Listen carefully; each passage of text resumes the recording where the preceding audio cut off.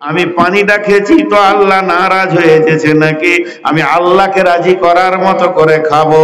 মানে পৃথিবীতে যত আমল করবে আমাকে আল্লাহর সামনে দাঁড়াতে হবে, হিসাব দিতে হবে। এই ভয়ে তারা দুনিয়া করবে। মাকামা রব্বিহি ওয়া নাহান নাফসা আনিল হাওয়া, এবং সে নিজের নাফসের ওপরে লাত মারবে। আমার আল্লাহ বলছেন ফাইনাল জান্নাতা হিয়াল মাওয়া, এই লোকটার ঠিকানা হবে জান্নাতে। দুটো ভালো আমল, একটা হচ্ছে আল্লাহকে সব সময় ভয় করবে, যে কোনো কাজ করতে যাবে ইস আল্লাহকে হিসাব দিতে হবে, এটা ঠিক হচ্ছে না ভুল হচ্ছে, ঠিক সব সময় আল্লাহকে ভয় করবে। আর নিজের মনের মুখে লাত মারবে, খালি আমার মন বলছে এটা কর, তোর মুখে লাত মারি, আমার রসুল যা বলেছে আমি তাই করব। বুঝতে পেরেছেন? হ্যাঁ, এই দুটি ওদের খেয়াল থাকবে। আপনাদের একটা মজার কথা শোনাই।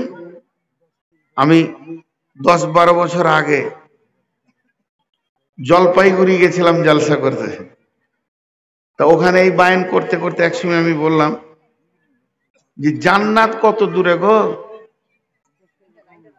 অনেক দূর, মরতে হবে, তারপরে কবরে সলজব হবে, কবরে থাকতে হবে বহুত দিন, সব থেকে কম যে কবরে থাকবে 40 বছর থাকবে, তারপরে কিয়ামত 50,000 বছরের দিন, এই লম্বা পার হবে, পুলসেরাত 1500 বছরের 1500 বছরের পার হয়ে তারপরে জান্নাত।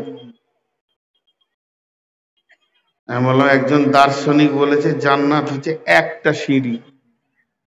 এই যেখানে উঠতে গেলে 3-4টা সিঁড়ি, আপনার ঘরে দুতলায় উঠবেন তো 12-14টা সিঁড়ি। একজন দার্শনিক বলছে জান্নাতে একটা সিঁড়ি, তোর দুটা পা, প্রথম সিঁড়িটা বাঁ পাটা দিবি সিঁড়িতে, তোর ডান পাটা পড়বে জান্নাতে। লে মজা। এক মুরব্বি সামনে বসেছিল তো বলছে তাই নাকি চাচা? ও দেখছি এত সহজ রাস্তা তো খুবই সহজ হলো, আর পাঞ্চাবি গেছে মুরব্বি। আর একটা মজার কথা দিয়ে বলেছি, অনেক রাতে দিয়েছে তো লোক ঘুমাচ্ছে, আমি উল্টা দিকে জালসা শুরু করে দিয়েছি। উল্টা দিকে বুঝেন, নামাজ পড়তে হবে না, রোজা রাখতে হবে না, চুরি করো, ডাকাতি করো, বেঈমানি করো, লুটপাট করে লাও, মার্ডার করো, যত পারবে ওর মালকে আত্মসাৎ করে দাও, আর খুন খারাপি করো, সুদের ব্যবসায় নেমে যাও, জুয়া খেলো, আর নামাজ রোজা করা কোনো দরকার নেই, দাড়ি রাখতে হবে না, পর্দায় থাকতে হবে না, লুচ্চামি করো, জিনা ব্যভিচার করে বেড়াও, যদি আল্লাহর একটা হুকুম মেনে নাও তো জান্নাত চলে যাবি। এ ভাই তোর মাইক কি গোলমাল শুরু হলো রে? এতক্ষণ তো ভালো চলছিল, এইদিকার বক্স কেটেছে, ঠিক করো ভাই তাড়াতাড়ি। তো আল্লাহর একটা হুকুম মেনে নিলে সবগুলো ছুট্টা হয়ে গেল, খালি আল্লাহর একটা হুকুম মেনে নিলে জান্নাত। তখন ওই মুরব্বি পান খাওয়া বাদ দিয়ে হাঁ করে তাকিয়ে আছে, কোন মৌলবি রে নামাজ পড়তে হবে না লাইসেন্স দিয়ে দিচ্ছে রে? হ্যাঁ, দেউ তখন বলছে ঠিকই নাকি চাচা? বলে হ্যাঁ গো। বলে কোথায় আছে? বলে কোরআনে। তো আরো অবাক হচ্ছে যে কোরআনে তো সই জয়ী বলতে পারবো না। কি ব্যাপার হলো রে বাপ তোর মাইকটা রে?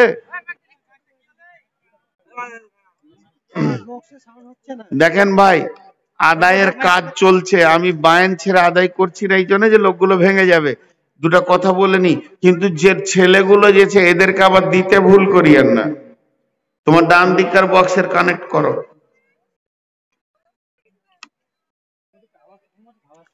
খালি একটা জিনিস খেয়াল রাখেন, আদায় কম দিবেন না।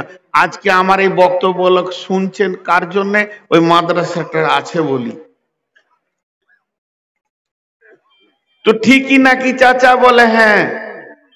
একটা আমল করলে জান্নাত? বলছে হ্যাঁ গো। তো আরো অবাক হয়ে গেছে, বলে কোরআনে আছে? কোথায় আছে বাপ? বলে সূরা রহমানে আছে। ওই বক্স কেটে গেছে। ঠিক আছে, তো কই সাউন্ড আসছে না? আগে আসছিল। এই 1-2 মিনিট হলো রিকার্ড। জি ঠিক করেন, সাউন্ড ঠিক করেন, ওইটা সাউন্ড বাড়ান। তো তাহলে কি একটা আমলে জান্নাত? বলে হ্যাঁ।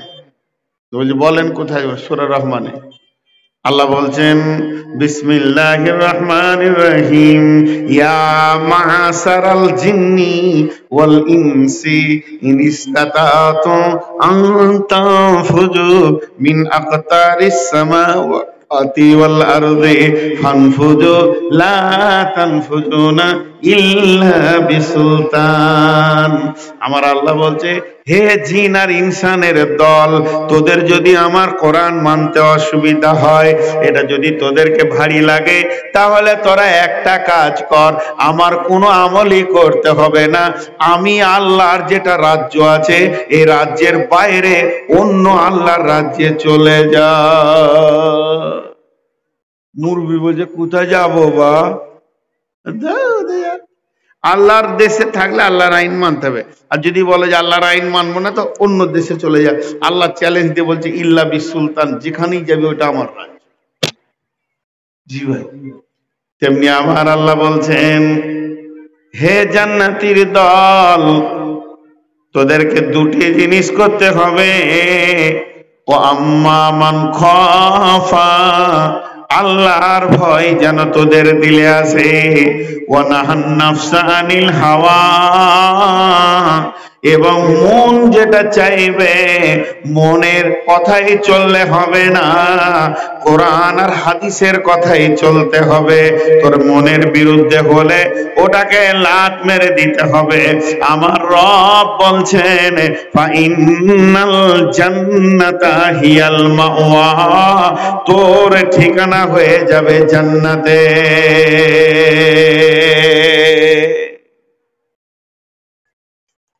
একদিকে আল্লাহ বলছে, একদিকে রসুল বলছে, আর একদিকে আমার মন বলছে। আল্লাহ বলছে এটা চলবে না, তোমাকে আল্লাহ এবং রসুলের দিকে আসতে হবে। জাহান্নাম কেমন, জাহান্নামের রূপ কেমন? আল্লাহর নবী বলছেন, রে মা আমার, বোন আমার, ওরে আমার খালারে বেটি রে, উকিদা আলান নারি আলফা সানাতিন ওয়াহিয়া আহমাররাত সুম্মা উকিদা আলাইহা আলফা সানাতিন ওয়াহিয়া আবিয়াজাত সুম্মা উকিদা আলাইহা আলফা সানাতিন ওয়াহিয়া আসওয়াদাত। আল্লাহ তাবারাক ওয়া তাআলা তার ফেরেশতাদেরকে বললে, হে আমার ফেরেশতারা, তোমরা জাহান্নামকে জ্বালাও। জাহান্নামের আগুনকে জ্বালাতে শুরু করা হলো। আল্লাহর কসম, আল্লাহর কসম, আল্লাহর কসম, আল্লাহর কসম, সত্য কথা বলছি বন্ধুরে, একবার হাত দুটি ধরে বলছি, হে আমার মা, ওরে আমার বোন, ওরে আমার বাবা, একবার কান করে শোনেন। 1000 বছর ধরে জাহান্নামের আগুনকে জ্বালানো হলো। সেটা যদি পৃথিবীর 1000 হয়, 365 দিনে বছর হবে, ওই রকম বছর 1000 বছর হবে। আর ওটা যদি আখিরাতের 1000 বছর হয়, তাহলে পৃথিবীর 50,000 বছরে একটা দিন হবে। সেই দিনে 365 দিনে 1 বছর হবে, ওই বছরে 1000 বছর হবে। জাহান্নামকে জ্বালানো হলো, জাহান্নামের আগুনের রং হয়ে গেল রক্তের মতো লাল। সুম্মা উকিদা আলাইহা আলফা সানাতিন, এরপরে আবার 1000 বছরে জ্বালানো হলো। ওরে আমার মা, জাহান্নামের আগুনের রং হয়ে গেল দুধের মতো সাদা। সুম্মা উকিদা আলাইহা আলফা সানাতিন, আবার 1000 বছর যখন জ্বালানো হলো, তখন জাহান্নামের আগুনের রং হয়ে গেল কালো। এত কালো, কাকের মতো কালো, পিজের মতো কালো, কয়লার মতো কালো, চুলের মতো কালো না, এটা আবার এত কালো, পৃথিবীর আগুন আঁধারকে সরিয়ে দিয়ে আলো করে দেয়, জাহান্নামের আগুন আলোকে সরিয়ে দিয়ে আঁধার করে দেবে। তার মানে নিজের কোলে ছেলে থাকবে তাও দেখতে পাবে না। শুধু তাই নয়, পৃথিবীর আগুন থেকে 69 গুণ বেশি সেটা তেজ, দাও দাও করে করে জ্বলছে। মারে আমার, বোন রে আমার, এই জাহান্নামের আগুন এই পর্যন্ত শেষ নয়। ওই জাহান্নাম কতটা খাল, জাহান্নামটা কতটা গর্ত আছে। একটা মানুষকে যখন জাহান্নামে ফেলা হবে, হযরত আনাস বর্ণনা করছেন, বিশ্ব নবী বলেছেন, ইয়ামসি আলাল ফাহমে, জাহান্নামীরা মুখের উপরে চলবে, তাদের পা গুলি উপর দিকে থাকবে রে মা আমার, বোন আমার, মুখের উপর দিয়ে জাহান্নামীরা চলবে। এটা পাইপের ভিতরে মানুষকে ভরে দিলে যেমন কষ্ট পায়, ইমাম কাদের জিলানী আলাইহি রাহমাত তাফসীর করেছেন কুনিয়াতুত তালেবিনের ভিতরে, ইয়া আইয়ুহাল্লাযীনা আমানু কু আনফুসাকুম ওয়া আহলিকুম নারা। এই আয়াতের উপরে তাফসীর করতে গিয়ে উনি লিখেছেন, জাহান্নামের মুখে একটা জাহান্নামীকে ফেলে দেবে, ওই জাহান্নামীটা নিচে পড়তে গিয়ে ওকে 70 বছর লাগবে নিচে পৌঁছাতে। আর ও যাবে আগুনের ভিতরে যাবে, ওখানে যত ভিতরে